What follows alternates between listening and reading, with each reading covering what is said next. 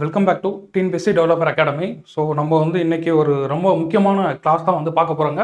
நம்ம தமிழரசு லாஸ்ட்டு மார்ச்சிலிருந்து நமக்கு மே வரைக்கும் சரியாக கண்டென்ட் இருந்திருக்காது. ஏன்னா எலெக்ஷன் நடந்திருக்கு. ஸோ அதனால் கவர்மெண்ட்டோட ஆக்டிவிட்டிஸ் எதுவும் இல்லாததுனால நமக்கு அதில் எக்ஸாம் பாயிண்ட் ஆஃப் வியூவில் நமக்கு நிறைய கண்டென்ட்ஸ் இல்லை. ஸோ இப்போ நம்ம புது கவர்மெண்ட் ஃபார்ம் பண்ணியிருக்காங்க. ஸோ இந்த கவர்மெண்ட்டுடைய ஃபஸ்ட்டு அவங்களுடைய ஆக்டிவிட்டிஸ் ஸ்கீம்ஸ் எல்லாமே நமக்கு இந்த ஜூன் மந்த் தமிழரசு ஜூன் மந்த்துடைய கரண்ட் அஃபேர்ஸில் நமக்கு எல்லாமே நிறைய கொடுத்துருக்காங்க. ஸோ இந்த மந்த்துடைய ஜிஸ்ட்டு தான் நம்ம தமிழில் பார்க்க போகிறோம் இந்த வீடியோவில். இங்கிலீஷ் நெக்ஸ்ட் வீடியோவில் நம்ம பார்க்கலாங்க. சரிங்களா? நம்ம சேனல் புதுசாக வரீங்கன்னா சப்ஸ்கிரைப் பண்ணிவிட்டு பெல் பட்டன் கிளிக் பண்ணிக்கோங்க. வீடியோ பிடிச்சிருக்குனாக்கா டிஎன்பிஎஸ்சி படிக்கக்கூடிய உங்கள் ஃப்ரெண்ட்ஸுக்கும் ஷேர் பண்ணி கொடுங்க. உங்களுக்கு நம்மளுடைய ஜிட்ஸ் வேணும், பிடிஎஃப் வேணும் அப்படின்னாக்கா அதுக்கான கான்டாக்ட் டீட்டெயில்ஸ் டிஸ்கிரிப்ஷன்லேயும் கமெண்ட்லேயும் பின் பண்ணியிருக்கோம். நீங்கள் செக் பண்ணி பாருங்கள். சரிங்களா? ஸோ நம்ம ஜூன் மந்த்துடைய தமிழரசு ஜிஸ்ட்டு தான் பார்க்க போகிறோம். ஸோ நிறைய கண்டென்ட் இருக்குது. ஏன்னா ஃபஸ்ட்டு கவர்மெண்ட் ஃபார்ம் பண்ணி அதுவும் புது கவர்மெண்ட்டு அவங்களுடைய ஸ்கீம்ஸ் எல்லாமே இதில் தான் நிறைய கொடுத்துருக்காங்க. நிறைய முக்கியமான கண்டென்ட்ஸ் இருக்குது.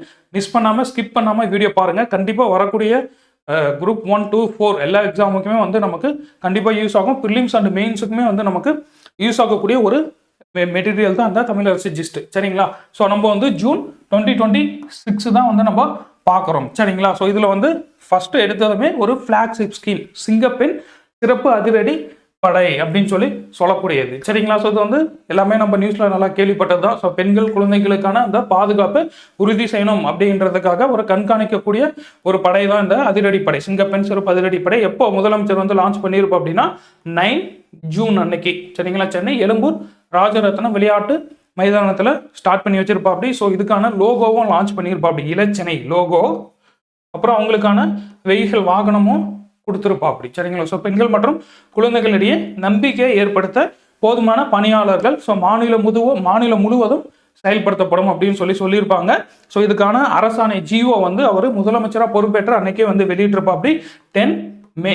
சரிங்களா? ஸோ மே 10 அன்னைக்கு இதுக்கான அரசாணை வெளியிடப்பட்டிருக்கும். ஸோ இதன்படி 2545 புதிய பணியிடங்கள் உருவாக்கப்பட்டு அவங்களுக்கு சிறப்பு பயிற்சி வழங்கப்படும். ஸோ இதுக்காக 354 கோடி ரூபாய் நிதி ஒதுக்கீடு செய்யப்பட்டிருக்கு. சரிங்களா? ஸோ அவங்களுக்கு சிறப்பு பயிற்சி, அதுக்கப்புறம் அவங்களுடைய உடையிலேயே கேமராக்கள் பொருத்தப்பட்ட அந்த சிறப்பு உடை வழங்கப்பட்டிருக்கும். அதுக்கப்புறம் அதுலேயே லைவ் ரெக்கார்டிங் இருக்கும். நெக்ஸ்ட் ட்ரோனும் அவங்களுக்கு கொடுத்துருப்பாங்க. ஸோ ட்ரோன் மூலமாக சர்வேலன்ஸ் பண்ணணும் அப்படின்றதுக்காக அந்த ட்ரோனும் அவங்களுக்கு ப்ரொவைட் பண்ணப்பட்டிருக்கும்.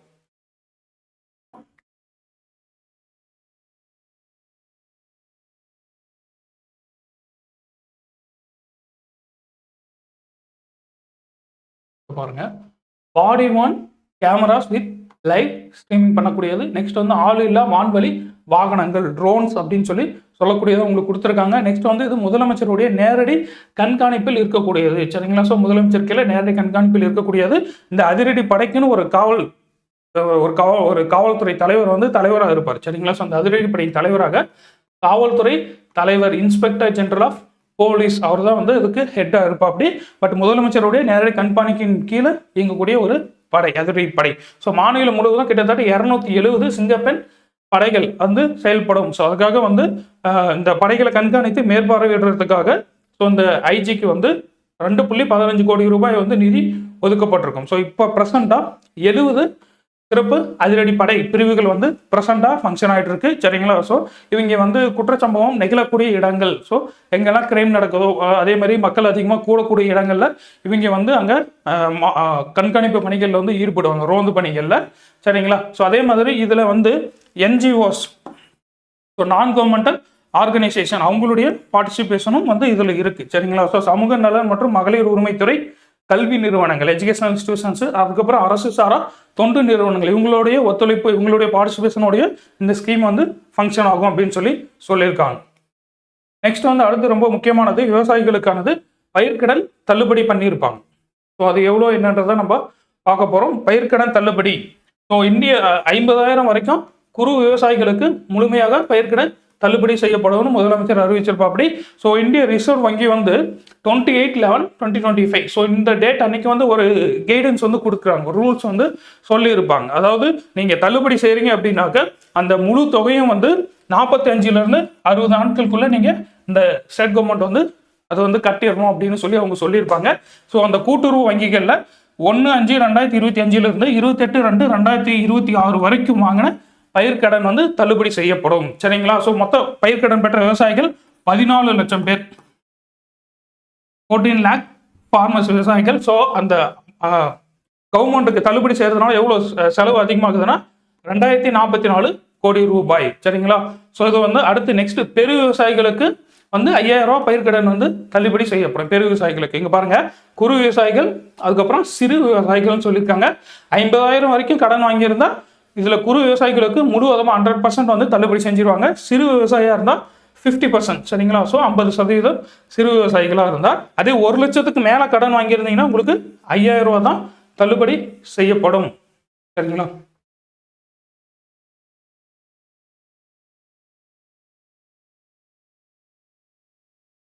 நெக்ஸ்ட், ஸோ முதலமைச்சர் பிரதமரை பார்க்க போயிருப்போம் அப்படி டெல்லிக்கு. ஸோ அந்த சந்திப்பில் என்னென்ன கோரிக்கைகள் தமிழ்நாட்டின் சார்பாக கொடுத்துருக்காரு அப்படின்னு சொல்லி பார்ப்போம். ஸோ 4 முக்கியமான கோரிக்கைகள் வந்து பிரதமர்கிட்ட சொல்லியிருப்பாப்படி.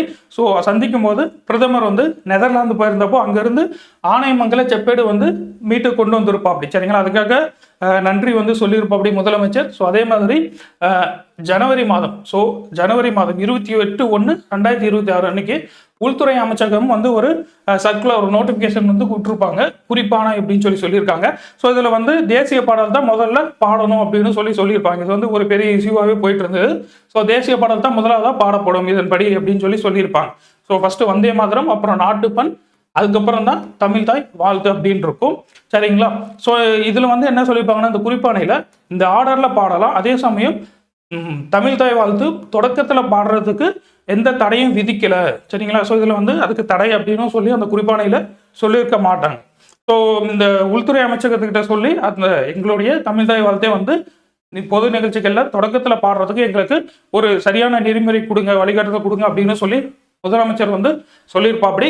ஸோ நம்மளுடைய தமிழ் தாய் வாழ்த்து வந்து 1891 மனோன்மணியம் பே. சுந்தரம் பிள்ளை அவர்களால் வந்து இயற்றப்பட்டதான் நம்ம தமிழ் தாய் வாழ்த்து. ஸோ ரொம்ப நாளாக வந்து நம்மளுடைய பொது நிகழ்ச்சிகளை தமிழ் தாய் வாழ்த்து தான் முதல்ல வந்து பாடிட்டு வரோம். சரிங்களா? இது வந்து ஃபர்ஸ்ட் ரெக்வஸ்ட். ரெண்டாவது பார்த்தீங்கன்னா, மேம்பட்ட நடுத்தர போர் விமான வடிவமைப்பு மற்றும் மேம்பாட்டு ஆணையம் AMCA அப்படின்னு சொல்றாங்க. நெக்ஸ்ட் வந்து வான்வழி அமைப்பு மையம் கேப்ஸ் CABS. சரிங்களா? ஸோ இது வந்து தமிழ்நாட்டில் அமைக்கிறது அதை பற்றி டிஸ்கஷன் வந்து DRDO வந்து பண்ணிட்டு வராங்க. சரிங்களா? ஸோ DRDO பாதுகாப்பு ஆராய்ச்சி மற்றும் மேம்பாட்டு நிறுவனம். சரிங்களா? ஸோ இதில் வந்து அந்த வான்வழி அமைப்பு மையம் கேப்ஸை வந்து நீங்கள் தமிழ்நாட்டில் எங்களுக்கு அமைச்சு கொடுங்க அப்படின்னு சொல்லி முதல்வர் வந்து கேட்டுக்கிட்டு இருப்பா அப்படி. நெக்ஸ்ட் 3வது முக்கியமான இஷ்யூ வந்து மேகதாது அணை. சரிங்களா? ஸோ 3வது முக்கியமான இஷ்யூ மேகதாது அணை. இதில் வந்து கர்நாடகாவுடைய துணை முதலமைச்சர் வந்து நாங்கள் வந்து அதுக்கான அந்த பூஜை வேலைகள்லாம் நாங்கள் தொடங்க போகிறோம் அப்படின்னு சொல்லியிருப்பா அப்படி. ஸோ அதை எதிர்த்து அது வந்து அணை வந்து கட்டக்கூடாது. ஸோ அதில் என்னென்ன சட்டசிக்கல் இருக்குது அப்படின்னு சொல்லி முதலமைச்சர் வந்து சொல்லியிருப்பா அப்படி. ஸோ அந்த துணை முதலமைச்சர் வந்து சொல்லியிருப்பா அப்படி இல்லைங்களா? ஸோ இது வந்து அந்த நடுவர் மன்றத்தினுடைய தீர்ப்புக்கு ரொம்ப முரணானது, எதிரானது அப்படின்னு சொல்லியிருப்பா அப்படி. நடுவர் மன்ற தீர்ப்பு வந்து எப்போ வந்திருக்குன்னா 5/2007 வந்திருக்கும். அதே மாதிரி உச்சநீதிமன்ற தீர்ப்புக்கும் இது வந்து ரொம்ப முரணா இருக்கு அப்படின்னு சொல்லியிருப்பா அப்படி. ஸோ எந்த திட்டமாக இருந்தாலும் தமிழ்நாடு, கேரளா, புதுச்சேரி, ஸோ அந்த மாநிலங்களுக்கு கேட்காம நீங்கள் வந்து அனுமதி கொடுக்கக்கூடாது. அந்த ஜல்சக்தி அமைச்சகமும் மத்திய நீர்வள ஆணையமும் இது வந்து எங்களை கேட்காம அனுமதி கொடுக்கக்கூடாது அப்படின்னு சொல்லியிருப்பா அப்படி. ஸோ 16/2/2018 அன்னைக்கு உச்சநீதிமன்றம் வழங்கிய தீர்ப்பு வந்து இப்போ பிரசண்டாக இம்ப்ளிமெண்ட் ஆகிட்டு வருது. சரிங்களா? ஸோ இதன்படி காவிரி நடுவர் மன்றம் வந்து அவங்க பட்டியலிட்ட திட்டங்களுக்கு மட்டும்தான் நீங்கள் செயல்படுத்தணும். ஸோ அந்த பட்டியலில் இல்லாத திட்டங்களை வந்து நீங்கள் செயல்படுத்தக்கூடாது. அது வந்து உச்சநீதிமன்றத்தின் இந்த 2018 தீர்ப்புக்கு வந்து எதிரானது அப்படின்னு சொல்லி மென்ஷன் பண்ணியிருக்காரு. நெக்ஸ்ட் வந்து மீனவர்கள் கைது இஷ்யூ பற்றி சொல்லியிருக்கா அப்படி 4வதா. ஸோ 2026 12 மீனவர்கள் கைது செஞ்சிருக்காங்க. ஸோ கிட்டத்தட்ட 58 மீனவர்கள் வந்து இலங்கை காவலில் இருக்காங்க. 266 படகுகள் பறிமுதல் செய்யப்பட்டிருக்கு. ஸோ அதை வந்து உடனடியாக விடுவிக்கணும் அப்படின்னு சொல்லி நீங்கள் இலங்கை அரசுக்கு வலியுறுத்துங்க அப்படின்னு சொல்லி முதல்வர் வந்து கேட்டிருக்காரு. பிரதமரை பார்த்த கையோட ஒன்றிய நிதியமைச்சரும் சந்திச்சிருக்கார். ஒன்றிய நிதியமைச்சரை சந்திச்சு என்ன கேட்டிருக்காரு அப்படின்னாக்க, ஓசூர் கோயம்புத்தூர் மதுரையில் இருக்கக்கூடிய மதுரையில் மெட்ரோ ரயில் திட்டம் வந்து கொண்டு வரணும், அதுக்கு எங்களுக்கு நிதி ஒதுக்கீடு செஞ்சு கொடுங்க அப்படின்னு சொல்லி கேட்டிருப்பா அப்படி. சரிங்களா? ஸோ தமிழ்நாடு விரைவான வளர்ச்சியை பெற்று வரக்கூடிய மாநிலமா திகழ்ந்து வருகிறது. ஸோ ஃபாஸ்டஸ்ட் க்ரோவிங் ஸ்டேட் அப்படின்னு நம்ம சொல்லுவோம். அதே மாதிரி இன்ஸ்டிடியூட்ஸ் ஆஃப் நேஷனல் இம்பார்ட்டன்ஸ். சரிங்களா? ஸோ INI தேசிய முக்கியத்துவம் வாய்ந்த கல்வி நிறுவனங்கள் வந்து தமிழ்நாட்டில் நீங்கள் நிறுவனம் அப்படின்னு சொல்லி கேட்டிருப்பா அப்படி. சரிங்களா? ஸோ இது வந்து ஒன்றிய நிதியமைச்சரை சந்திச்சப்போ. நெக்ஸ்ட் வந்து உயிர்நீர் இயக்கம் ஜல் ஜீவன் மிஷன் 2.0 சரிங்களா, இதுக்கான புரிந்துணர்வு ஒப்பந்தம் வந்து 2ஆம் தேதி, ஸோ ஜூன் 2ஆம் தேதி போட்டிருப்பாங்க. முதலமைச்சர் அதுக்கப்புறம் ஒன்றிய ஜல்சக்தித்துறை அமைச்சர் சியா பாட்டில், ஸோ இவங்க 2 பேர் இவங்க முன்னிலையில கையெழுத்திடப்பட்டிருக்கும் சரிங்களா. ஸோ ஜல்ஜீவன் மிஷனுடைய 1.0 முதல் கட்டம் வந்து 2019 24 வரைக்கும் செயல்படுத்தப்பட்டிருக்கும். ஸோ இப்போ இந்த 2.0ங்கிறது 2028 டிசம்பர் வரைக்கும் எக்ஸ்டெண்ட் பண்ணி கொடுத்துருக்காங்க. 2028 டிசம்பர் வரைக்கும் இது செயல்படும். ஸோ இதுக்கான ஒரு தேசிய ஜல்ஜீவன் மிஷன், அதுக்கப்புறம் மாநில அளவில் இருக்கக்கூடிய ஒரு திட்ட ஒப்புதல் குழு சரிங்களா. ஸோ உங்களுடைய பர்மிஷனோட கிட்டத்தட்ட 46.71 லட்சம் வீட்டு குடிநீர் குழாய் இணைப்புகள், அதுக்கப்புறம் 45 புதிய கூட்டு குடிநீர் திட்டம், ஸோ அதுக்கப்புறம் 56 கூட்டு குடிநீர் மறுசீரமைப்பு, நெக்ஸ்ட் 21,258 ஒற்றை கிராம திட்டங்கள். ஸோ இதெல்லாம் வந்து இந்த 2.0 இம்ப்ளிமெண்ட் பண்ணப்படும் அப்படின்னு சொல்லியிருக்காங்க. ஸோ இதுக்கான ஃபண்ட் எவ்வளோ ஒதுக்கியிருக்காங்க அப்படின்னு சொல்லி பார்க்கலாம்.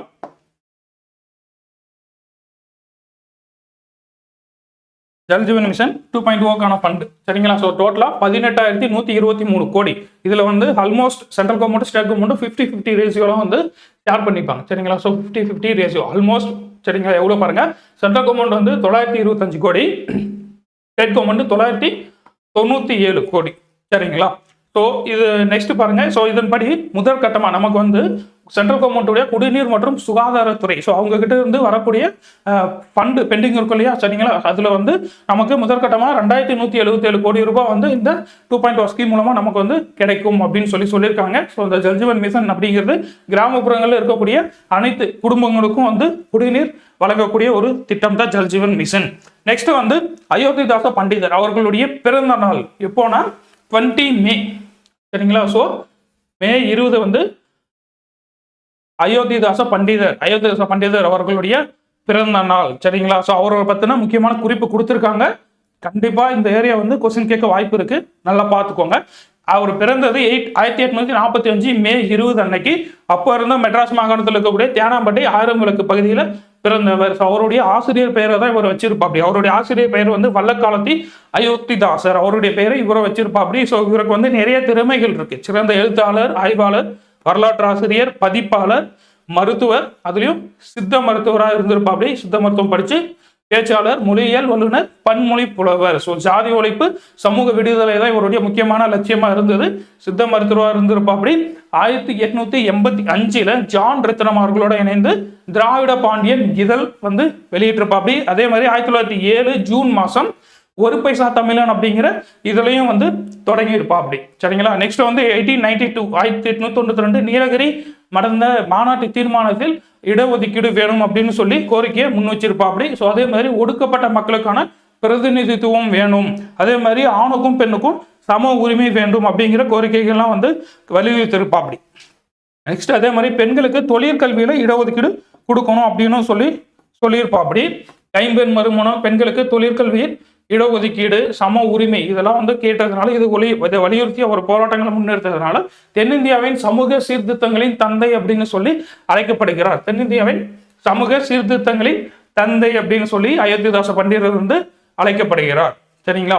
நெக்ஸ்ட் வந்து தமிழ்நாடு கவர்மெண்ட் வந்து ஒரு புரிந்துணர்வு ஒப்பந்தம் போட்டிருக்காங்க சரிங்களா. ஸோ இது வந்து புது கவர்மெண்ட் வந்ததுக்கப்புறம் தொழில்துறையில போடப்பட்ட முதல் ஒப்பந்தம் வந்து இது சரிங்களா. ஸோ எந்த நிறுவனத்தோட அப்படின்னு சொல்லி பார்த்தீங்கன்னா லார்சன் அண்ட் டூப்ரோ அப்படிங்கிற நிறுவனத்தோட போட்டிருக்காங்க. 18,600 கோடி முதலீட்டுக்கான ஒரு புரிந்துணர்வு ஒப்பந்தம். ஸோ அரசு பொறுப்பேற்ற பின்னர் தொழில்துறையில் மேற்கொள்ளப்படும் முதல் புரிந்துணர்வு ஒப்பந்தம். இதன்படி காஞ்சிபுரத்துல தகவல் தரவு மைய விரிவாக்க திட்டம், அதுக்கப்புறம் கோயம்புத்தூர்ல மின்னணு பொருட்கள் உற்பத்தி திட்டம், திருவள்ளூர் மாவட்டத்துல காட்டுப்பள்ளி LNT கப்பல் கட்டும் தளம் விரிவாக்க திட்டம். ஸோ இந்த விரிவாக்க திட்டத்துக்கான ஒப்பந்தம் வந்து போட்டிருப்பாங்க. அதே மாதிரி முதலமைச்சர் அவர்களுடைய இலக்கா வந்து என்ன சொல்லியிருப்பாங்க, இந்த நியூ கவர்மெண்ட் 2036க்குள்ள $1.5 trillion 1.5 trillion தமிழ்நாட்டினுடைய பொருளாதாரத்தை உயர்த்தணும் அப்படின்னு சொல்லி இலக்க நிர்ணயிச்சிருப்பாப்படி. ஸோ இது வந்து இதுக்கு முன்னாடி எவ்வளோ இருந்திருக்குன்னா $1 trillion இது வந்து 2030க்குள் அப்படின்னு சொல்லியிருப்பாங்க. ஸோ இது வந்து இப்போ $1.5 trillion 2036க்குள்ள அப்படின்னு சொல்லியிருக்காங்க. நெக்ஸ்ட் வந்து காட்டுப்பள்ளி திட்டம் சரிங்களா. ஸோ இது வந்து கடலோர காற்றாலை உள்கட்டமைப்பை மேம்படுத்தக்கூடிய ஒரு திட்டமா இருக்கு. நெக்ஸ்ட் வந்து இதுவும் வந்து ரொம்ப முக்கியமானது, ரொம்ப ஹிஸ்டரியில் பார்க்கக்கூடியது. சரிங்களா? ஸோ சுதந்திர போராட்ட வீராங்கனை அஞ்சலை அம்மாள் அவர்களுடைய பிறந்த நாள் எப்போனா ஜூன் 1. சரிங்களா?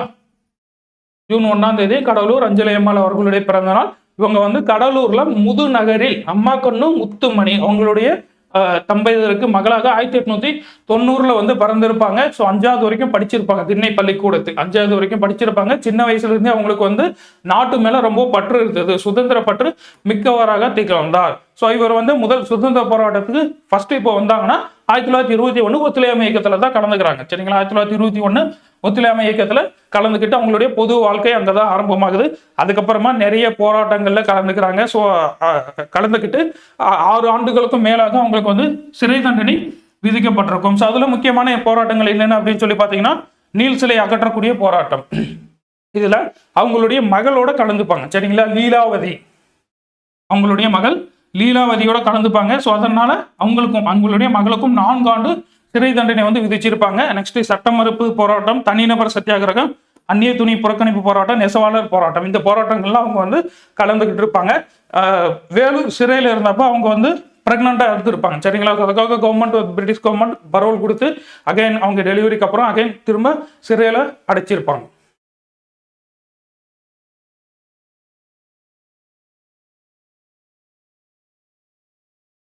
ஸோ அந்த டைம்ல வந்து பெரியார் வந்து சென்னை மாகாணத்தினுடைய காங்கிரஸ் கமிட்டி தலைவராக இருந்திருப்பாப்படி. பெரியார் சென்னை மாகாண காங்கிரஸ் கட்சி தலைவராக இருந்திருப்பாப்படி. அப்போ கடலூர்ல அவர் வந்து கதர் துணி பிரச்சாரம் செஞ்சுட்டு இருப்பாப்படி. ஸோ பரப்புரை செஞ்சுட்டு இருக்கும்போது இவங்களும் வந்து அந்த கதர் துணியை அவங்களுடைய தலையில சுமந்து அந்த கதர் பிரச்சாரத்துல வந்து ஈடுபட்டிருப்பாங்க. அதே மாதிரி இவங்களுடைய குடும்ப சொத்து, அதுக்கப்புறம் அவங்களுடைய வீட்டு, ஸோ இது ரெண்டையும் வித்து சுதந்திர போராட்டத்துக்காக நிதியுதவி கொடுத்திருப்பாங்க. ஸோ அதே மாதிரி காந்தியடிகள் கடலூருக்கு வந்தப்போ பிரிட்டிஷ் கவர்மெண்ட் வந்து அவரை பார்க்காம தடை விதிச்சிருக்கும். சரிங்களா? ஸோ அதை எதிர்த்து பர்தா அணிஞ்சிட்டு போய் காந்தியடிகள் அவர்களை சந்திச்சிருப்பாங்க. சரிங்களா? ஸோ இதை பார்த்த காந்தியடிகள் தென்னாட்டின் ஜான்சி ராணி அப்படின்னு சொல்லி நம்ம அஞ்சலை அம்மாள் அவர்களை சொல்லியிருப்பா. அப்படி காந்தியடிகள் தென்னாட்டின் ஜான்சி ராணி அப்படின்னு சொல்லியிருப்பாங்க. ஸோ 1937, 46 2 முறை வந்து கடலூர் தொகுதியிலிருந்து சட்டமன்ற உறுப்பினராக தேர்ந்தெடுக்கப்பட்டிருப்பாங்க. 1937, 46.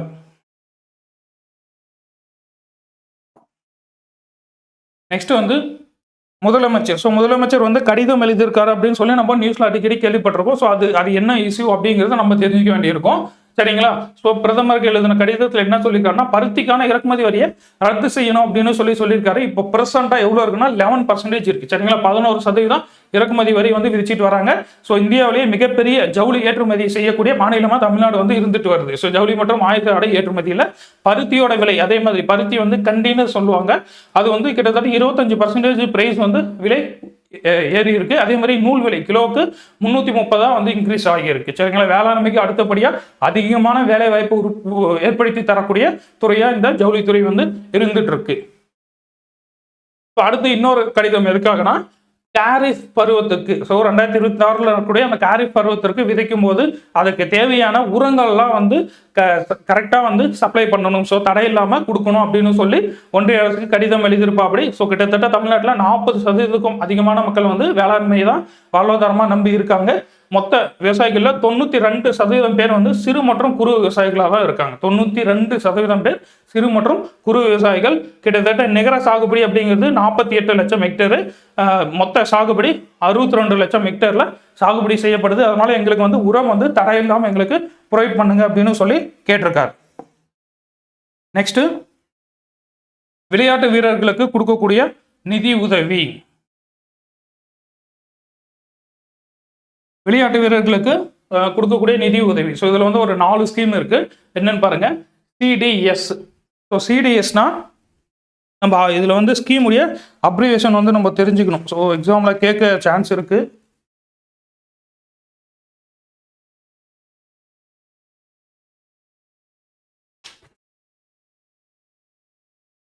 Champions development scheme. So CTS champions development scheme அப்படின்னு சொல்லக்கூடியது.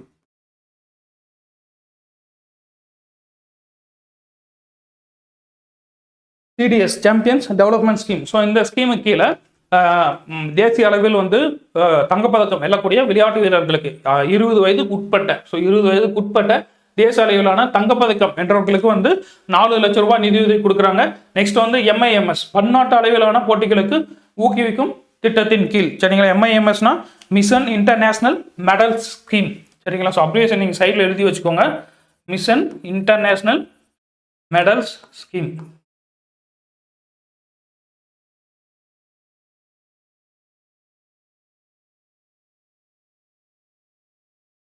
MIMS mission international medal scheme, சரிங்களா. ஸோ இதன்படி நம்ம உலக அளவில் வந்து வெல்லக்கூடிய தங்கப்பதக்கம் வெல்லக்கூடிய தங்கப்பதக்கமோ இல்லை ஏதோ ஒரு பதக்கம் வெல்லக்கூடிய திறன் கொண்ட அந்த விளையாட்டு வீரர்களுக்கு வந்து ஆண்டுக்கு 12 லட்சம் ரூபாய் நிதி உதவி கொடுக்கக்கூடியது. நெக்ஸ்ட் வந்து எலைட் ஸ்கீம். எலைட் ஸ்கீம் அப்படிங்கிறது தலை சிறந்த விளையாட்டு வீரர்களுக்கான சிறப்பு உதவித்தொகை திட்டம். அதாவது ஒலிம்பிக் போட்டியோ இல்லை வேற ஏதோ இன்டர்நேஷனல் ஸ்போர்ட்ஸ்லயோ வந்து மெடல் வின் பண்ணக்கூடிய கெப்பாசிட்டி திறன் இருக்கக்கூடிய வீரர்களுக்கு வந்து 30 லட்சம் வந்து நிதியுதவி கொடுக்குறாங்க இந்த எலைட் ஸ்கீமுக்கு கீழே.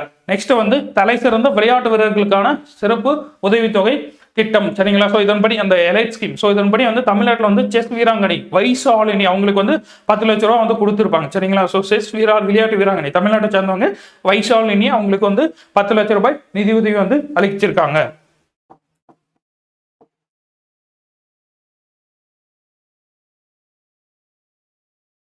நெக்ஸ்ட் ஸோ நீட் யூஜி வந்து கண்டக்ட் பண்ணியிருப்பாங்க 26ல். அது வந்து கொஸ்டின் பேப்பர் லீக் ஆச்சுன்னு சொல்லிட்டு கேன்சல் பண்ணியிருப்பாங்க இல்லைங்களா. ஸோ அதே மாதிரி அந்த கேன்சல் பண்ணதுனால நீங்கள் வந்து +2 ஸ்கோர் மார்க் பேஸ் பண்ணி நீங்கள் அட்மிஷன் பண்ணிக்கிறதுக்கு ஸ்டேட் கவர்மெண்ட்டுக்கெல்லாம் பர்மிஷன் கொடுக்கணும் அப்படின்னு சொல்லி முதல்வர் வந்து கேட்டிருப்பா அப்படி, சரிங்களா. ஸோ தேசிய தேர்வு முகமை நேஷனல் டெஸ்டிங் ஏஜென்சி அவங்க தான் வந்து நீட் எக்ஸாம் வந்து கண்டக்ட் பண்ணிட்டு வராங்க. ஸோ 2024 இதே மாதிரி வினாத்தாள் வந்து லீக் ஆகியிருக்கும், சரிங்களா. ஸோ அதை விசாரிக்கிறதுக்காக முன்னாள் இஸ்ரோ தலைவர் டாக்டர் கே ராதாகிருஷ்ணன் அவர்கள் தலைமையில் ஒரு உயர்மட்ட நிபுணர் குழுவை வந்து சென்ட்ரல் கவர்மெண்ட் வந்து ஃபார்ம் பண்ணியிருப்பாங்க.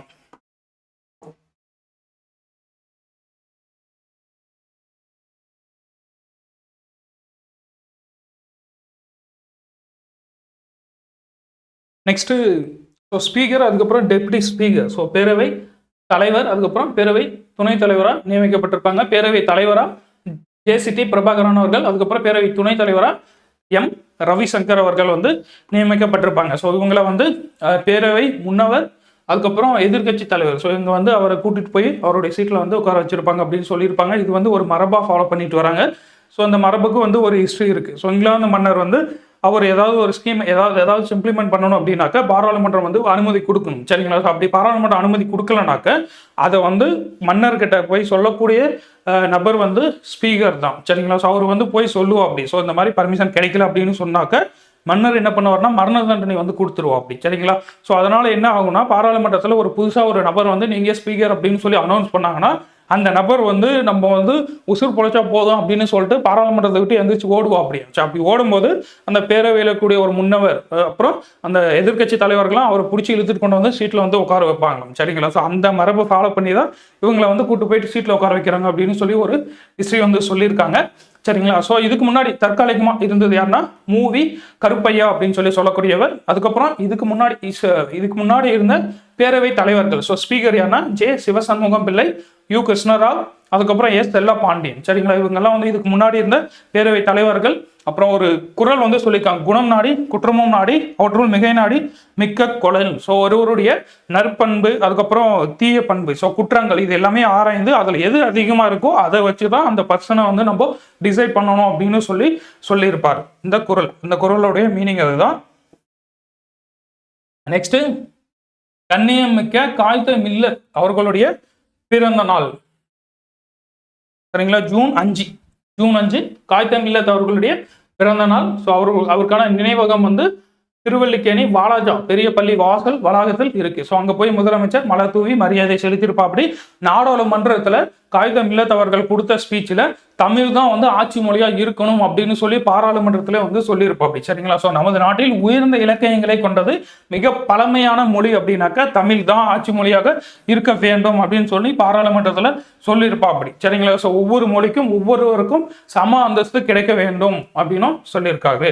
நெக்ஸ்ட் வந்து சகுரா சயின்ஸ் உயர்நிலைப்பள்ளி பரிமாற்ற திட்டம், சகுரா ஹைஸ்கூல் ப்ரோக்ராம் 2026. இது வந்து ஜப்பான் நாட்டை சார்ந்த அறிவியல் மற்றும் தொழில்நுட்ப நிறுவனம் சார்பில் வந்து செயல்படுத்தக்கூடியது. So Japan science and technology agency மூலமாக இம்ப்ளிமெண்ட் பண்ணக்கூடியது. இங்கே இருக்கக்கூடிய ஸ்கூல் ஸ்டூடெண்ட்ஸை வந்து கூட்டு போயிட்டு அங்கே வந்து என்னென்ன டெக்னாலஜிஸ் இருக்கோ அதெல்லாம் வந்து பற்றி அவங்களுக்கு வந்து ஒரு எப்படி சொல்கிறது, ஒரு ட்ரைனிங் மாதிரி கொடுப்பாங்க சரிங்களா. ஸோ அவங்களுக்கு வந்து கொடுக்கக்கூடியது. ஸோ இது வந்து இதில் எப்படி செலக்ட் பண்ணுவாங்க அந்த ஸ்டூடெண்ட்ஸ்னாக்கா, so south India science fair, இது வந்து தென்னிந்திய அறிவியல் கண்காட்சி நடந்திருக்கும். அதில் வெற்றி பெற்ற தமிழ்நாட்டை சேர்ந்த 4 மாணவர்கள், அதுக்கப்புறம் ஒரு ஆசிரியர் சரிங்களா, இவங்க வந்து தேர்வு செய்யப்பட்டிருக்காங்க. இந்த 4 மாணவர்கள் Rohit Kumaran, Arnold Jack Oliver, Lakshitha, Kanishka, Malai Eswari அப்படின்னு சொல்லக்கூடியவங்க. ஸோ கிட்டத்தட்ட இந்தியாவில இருந்து 56 மாணவர்கள், 4 ஆசிரியர்கள். ஸோ கிட்டத்தட்ட மொத்தமாக 60 பேர் வந்து இந்த ப்ரோக்ராமுக்கு வந்து செலக்ட் ஆகியிருக்காங்க சரிங்களா. இந்தியாவில இருந்து, தமிழ்நாட்டில இருந்து 4 ஸ்டூடெண்ட், ஒரு மாணவர்.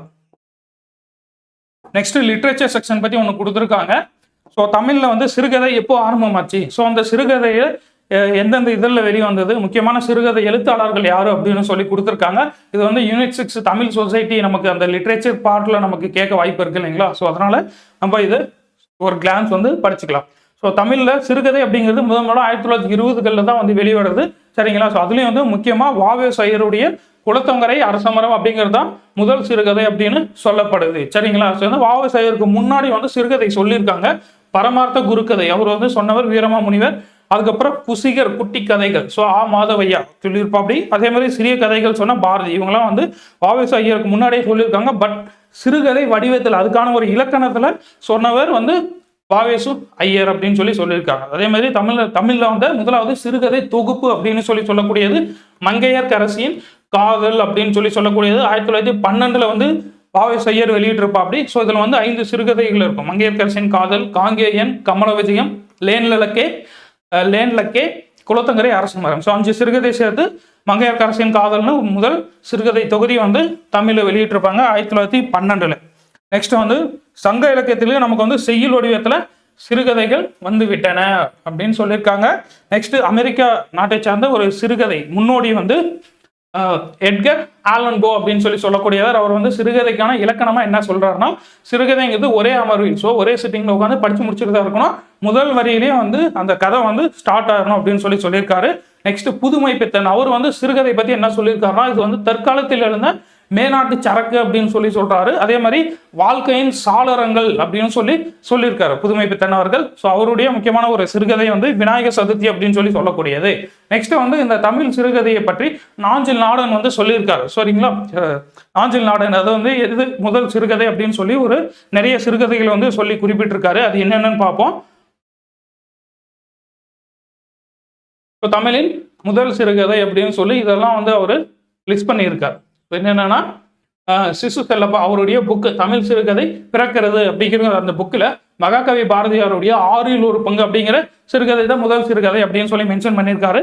நெக்ஸ்ட் வந்து 1888 சிங்கப்பூர்ல இருந்து மக்தும் சாஹிப், ஸோ அவர் எழுதிய வினோத சம்பாஷணை அப்படிங்கிற புக்கு முதல் சிறுகதைன்னு சொல்லப்பட்டிருக்கு.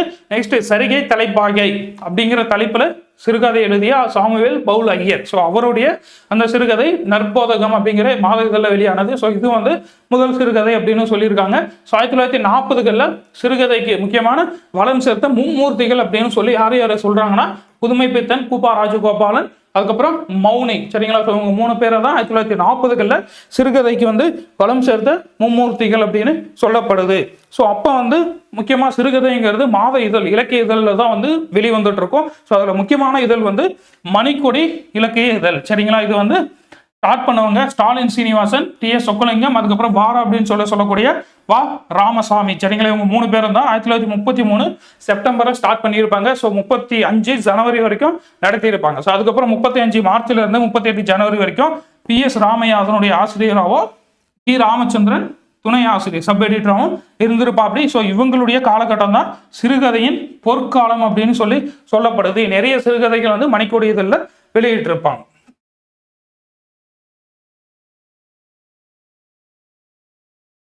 இதெல்லாம் தமிழ் மீடியம் படித்தவங்களுக்கு தெரிஞ்சிருக்க வாய்ப்பு இருக்குது, நீங்கள் படிச்சிருப்பீங்க. ஸோ ஜென்ரல் இங்கிலீஷ் படிக்கிறவங்க, இங்கிலீஷ் மீடியம் ஸ்டூடெண்ட்டுக்கு இது தெரிய லிட்ரேச்சர் பார்ட் வந்து தெரிஞ்சிருக்க வாய்ப்பு இருக்காது சரிங்களா. அதுக்காக தான் முடிஞ்ச வரைக்கும் எல்லா பாயிண்ட்ஸுமே இன்க்ளூட் பண்ணி கொடுத்துருக்கேன்.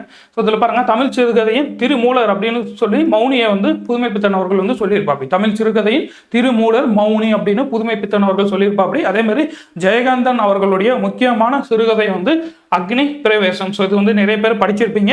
இது வந்து ஆனந்த விகடனில் வெளிவந்தது. ஸோ கிட்டத்தட்ட 1965 72 வரைக்கும் வெளிவந்த ஒரு இலக்கிய மாத இதழ் தாமரை அப்படின்னு சொல்லக்கூடியது. அப்புறம் எழுத்தாளர் அம்பை, அவர் வந்து பெண் நிலையில் வாழ்வை பேசிய முதல் படைப்பாளியை எழுத்தாளர் அம்பை அவர்கள். நெக்ஸ்ட் வந்து முக்கியமான இலக்கிய இதழ்கள்லாம் சொல்லியிருக்காங்க. அது யார் தொடங்கினாங்க, அப்படி யார் நடத்திட்டு வந்தாங்கன்னு கொடுத்துருக்காங்க. ரகுநாதன் சாந்தி இதழ். நெக்ஸ்ட் வந்து அந்த சாந்தி இதழ் மூலமாக தான் எழுத்தாளர் சுந்தர ராமசாமி வந்து அறிமுகம் செய்யப்பட்டிருப்பாப்படி. நெக்ஸ்ட் வந்து வா விஜய பாஸ்கரன் வந்து சரஸ்வதி இலக்கிய இதழ். நான் பார்த்த சாரதி தீபம் நமக்கு தெரிஞ்சிருக்கும். கஸ்தூரி ரங்கனின் கனையாளி. அதுக்கப்புறம் கவிஞர் சமயவேலின் தமிழ்வெளி. தாமு ஏகசா அறம் கிளையின் சிறுகதைங்கிற ஒரு இதழ். பாலை நிலவனின் தனிமை வெளி. ஹரிகிருஷ்ணனின் மணல் வீடு. ஸோ இதெல்லாம் வந்து முக்கியமான இலக்கிய இதழ்கள்.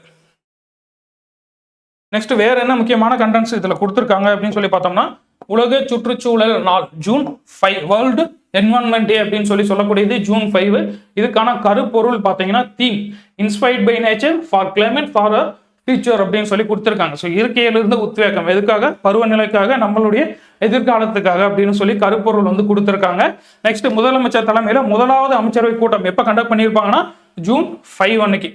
சரிங்களா? ஸோ ஜூன் 5 அன்னைக்கு முதலாவது அமைச்சரவை கூட்டம் வந்து கண்டக்ட் பண்ணியிருப்பாங்க.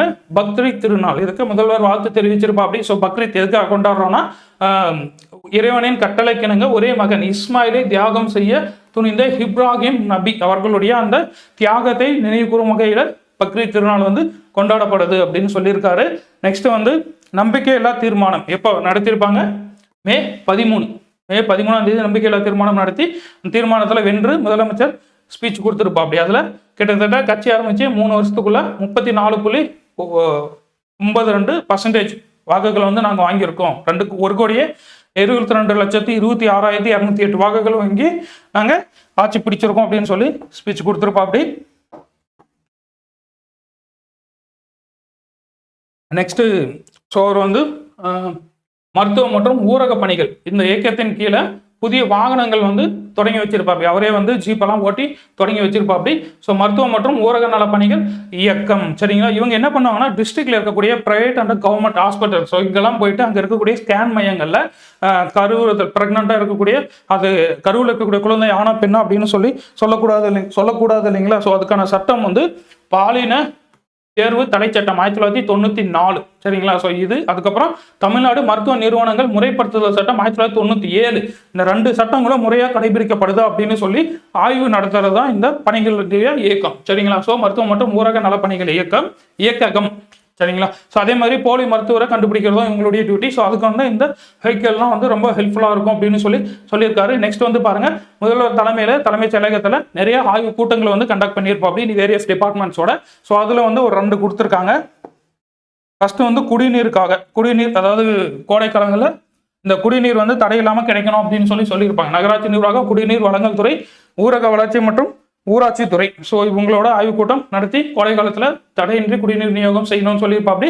ஸோ இதை வந்து அந்தந்த மாவட்டம் இருக்கக்கூடிய கலெக்டர்ஸ், ஆட்சி தலைவர்கள் வந்து ஒவ்வொரு திங்கட்கிழமையும் ரெகுலராக அதை வந்து கண்காணிப்பு செஞ்சுட்டே வரணும், ஆய்வு செய்யணும் அப்படின்னு சொல்லி உத்தரவிட்டிருப்பா அப்படி. சரிங்களா? ஸோ மாவட்ட ஆட்சி தலைவர்கள் திங்கட்கிழமை தோறும் குடிநீர் விநியோகத்தை ஆய்வு செய்து தொடர் கண்காணிப்பு பணிகளை மேற்கொள்ளணும் அப்படின்னு சொல்லியிருக்காரு. நெக்ஸ்ட் வந்து பெண்கள் மற்றும் குழந்தைகளுக்கு எதிரான குற்றங்கள் அது பற்றியும், அதுக்கப்புறம் அந்த வழக்கை வந்து ரொம்ப குயிக்காக கொண்டு போகணும். ஸோ வழக்கை விரைவுபடுத்துவது குறித்தும் காவல்துறை, சமூக நலத்துறை, அரசு தலைமை வழக்கறிஞரோட ஆய்வு கூட்டம் வந்து கண்டக்ட் பண்ணியிருப்பா அப்படி.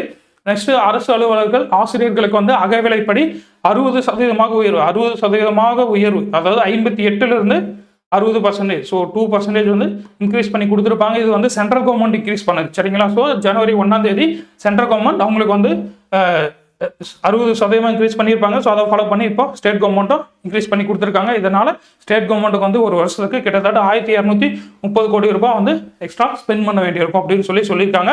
நெக்ஸ்ட் தமிழ்நாடு பேரிடர் மேலாண்மை ஆணைய கூட்டம். சரிங்களா? இதுவும் வந்து ஜூன் 5ஆம் தேதி கண்டக்ட் பண்ணியிருப்பாங்க. முதலமைச்சர் தலைமையில் இந்த கூட்டம் வந்து நடைபெற்றிருக்கும். சரிங்களா? So SDMA state disaster management authority. So இதனுடைய எக்ஸ் ஆஃபீஸியோ சேர்மன் தான் CM.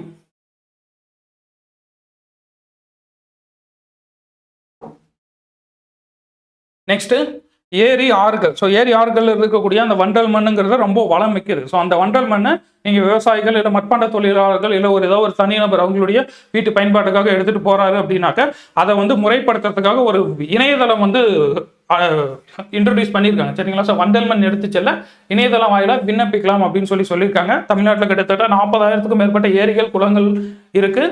இந்த ஊரக வளர்ச்சி மற்றும் ஊராட்சி துறையின் கட்டுப்பாட்டில் இருக்கக்கூடியது. சரிங்களா? ஸோ நீங்கள் வந்து எந்த உரிம கட்டணமோ விலை எதுவும் செலுத்தாமல் நீங்கள் வந்து அந்த மண்ணை வந்து ஆன்லைன் மூலமாக அப்ளை பண்ணி நீங்கள் எடுத்துகிட்டு போகலாம் பர்மிஷன் வாங்கிட்டு அப்படின்னு சொல்லியிருக்காங்க. இதன் மூலமாக நீர்நிலைகளுடைய அந்த கொள்ளளவு வந்து அதிகரிக்கும் அப்படின்னு சொல்லியிருக்காங்க. ஸோ அந்த வெப்சைட் வந்து tnisavai.tn.gov.in. ஸோ அந்த வெப்சைட்டில் பற்றி நீங்கள் அப்ளை பண்ணலாம். அப்ளை பண்ண 10 நாளுக்குள்ளே வந்து அங்கே இருக்கக்கூடிய வட்டாட்சியர் வந்து அனுமதி கொடுத்துருவாரு அப்படின்னு சொல்லியிருக்காங்க.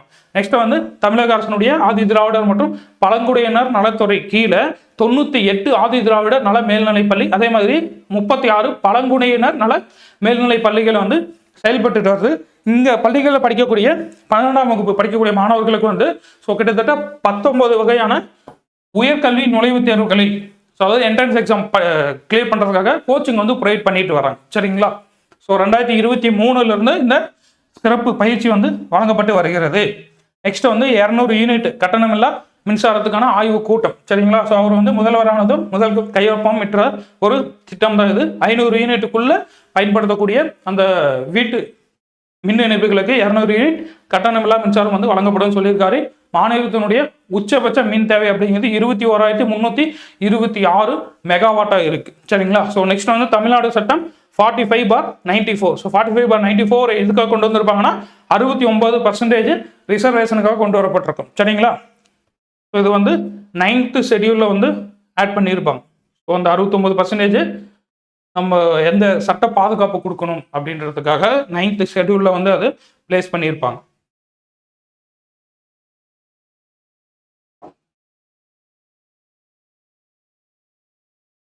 நெக்ஸ்ட் கல்குவாரிகளில் நிறைய இன்ஸ்பெக்ஷன் வந்து பண்ணியிருப்பாங்க மினிஸ்டர்ஸ். ஸோ அதில் என்னென்ன இனிஷியேட்டிவ்ஸ் இருக்குது, அப்டேட்ஸ் இருக்குது அப்படின்னு சொல்லி பார்க்கலாம். SEIAIAA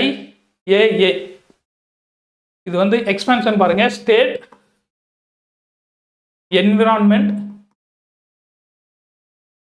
environment impact assessment agency. State environment impact assessment